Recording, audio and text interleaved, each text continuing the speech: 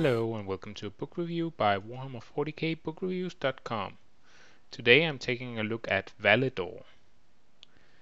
Eldar, they're a tricky race to write books about when it comes to Warhammer 40k. They have a certain sophistication and stiffness to them that lends them as excellent and interesting element to spice up your story as an exotic element, but that same aloofness makes them hard to relate to as main characters.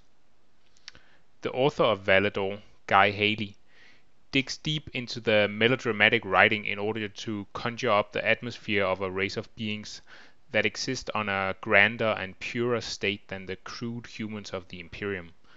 Unfortunately, this does more to alienate the reader than to make you feel like you're reading about aliens.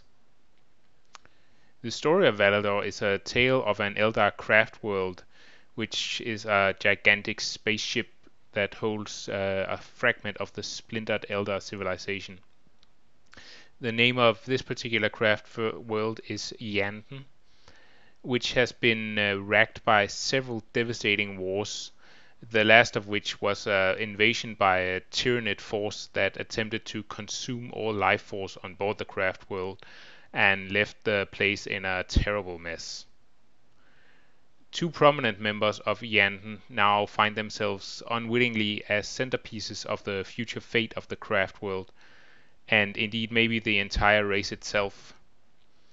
Taec Silvereye, an Eldar seer with powerful psychic powers, able to scry into the future, has a vision of dark future where the remnants of the Tyranid force that attacked Iyanden combines with another Tyranid Hive fleet and creates a new strain of life-sucking, planet-devouring mega monsters, a new breed of Tyranids that would be powerful enough to sweep aside all resistance and consume all life in the galaxy, with the voracious appetite of an orc at an all-you-can-eat buffet.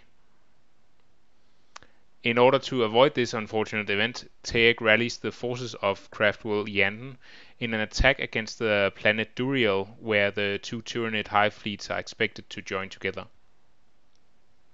The other figure is Prince Yriel, who is a famous and infamous figure of Iyanden with a checkered past.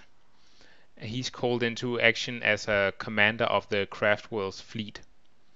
Yriel is haunted by the presence of an old and dangerous weapon, a spear that allowed Yriel to defeat the Tyranids in their attack on Iyanden, but which is now gradually eating away his life force. It falls to him to bring his people to victory one last time before the baleful device drains him completely into nothingness. In their efforts to secure victory, the Eldar of Iyanden turn to their old allies of craftworld Biel-Tan, and they even go so far as to seek the aid of the Dark Eldar. The story in Valedor is best described as inoffensive. It delivers a frame upon which the author can put a number of massive battles between the nimble and technologically advanced Eldar and the endless and unrelenting masses of the Tyranid.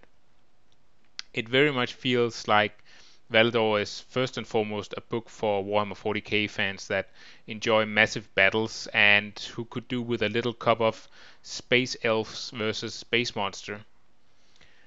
Now, I don't mind this in principle. I've read more than a couple of 40k books that are just a thinly veiled excuse for reading about chainsaws cutting through steel and guts, and some of them were pretty entertaining indeed.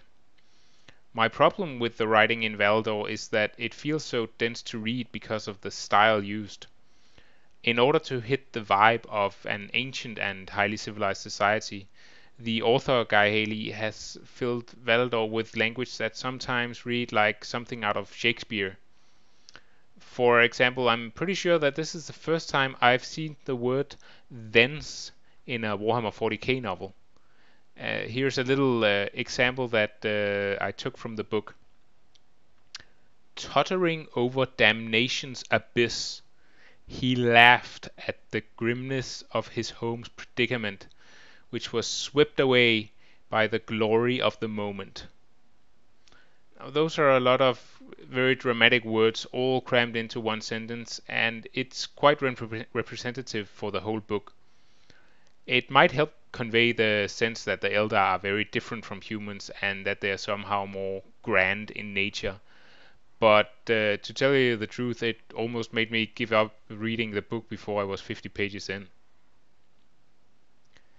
I'm also not really hooked on the characters in Valedor. Especially, I just think that there are too many of them that the author tries to fill the book with. It would have been better in a book that focuses so much on battles to only focus on one or two characters, so both actors and the battles can have reasonable weight. But Haley fills the book with a number of semi-main characters and thereby spreads the small amount of character butter too much on the thinly slice of toast that is Valedor. I barely had any chance to care about the fate of Yriel or Taec because much of the passages between battles, which could have been dedicated to their journey and development, was instead filled up with other Eldar that were not even really important to the plot, but just a bit of flavor. In the end, I think that Valedor could have been an enjoyable war story book if the author had simplified his writing style and focused the story around the two main protagonists. Um, if you're starving for some stories of grand battles, or if you're a really big Eldar fan, then you might be interested in reading through Valedor.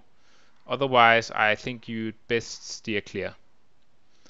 I give Valedor 1 out of 5 chainswords.